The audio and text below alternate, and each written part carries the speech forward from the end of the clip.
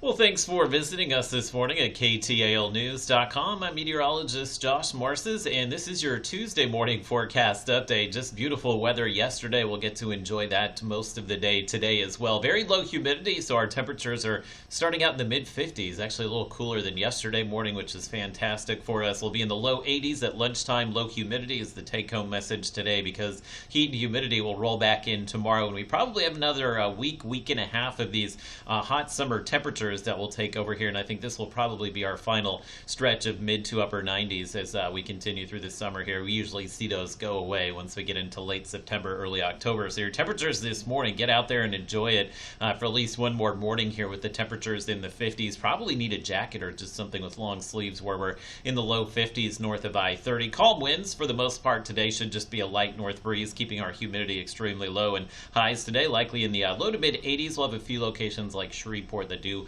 wind up in the upper 80s, but you won't feel any humidity today. But that will change tomorrow. You can see the clear conditions that we have across the region this morning, so we're expecting those mostly sunny to just partly cloudy skies today. We have a few showers and storms to the north of us that will hit our dry air and kind of fizzle out today, but we're expecting those clear conditions for most of the afternoon. By tonight, you can see the temperatures back into the 60s in most areas. Actually, a warm front coming through late tonight, early tomorrow morning, and that warm front will boost us back into the 90s in most locations tomorrow. The problem tomorrow is that the humidity is going to come back, so we'll likely see that heat index back into the upper 90s tomorrow. Reason for that, this ridge of high pressure set to expand across Texas and Oklahoma, so we have that dry Canadian wind, which has pushed in the much more pleasant air mass here, but once that high begins to build in, it will kind of cut off that flow of northerly air in the upper levels, and you can see that heat dome or ridge of high pressure building over us through the back half of the week and over the weekend. That's the good news here, is that these heat waves shorter and shorter now that we're into September here, so this one may last a week or so. We get some of those heat waves in the summer that can last for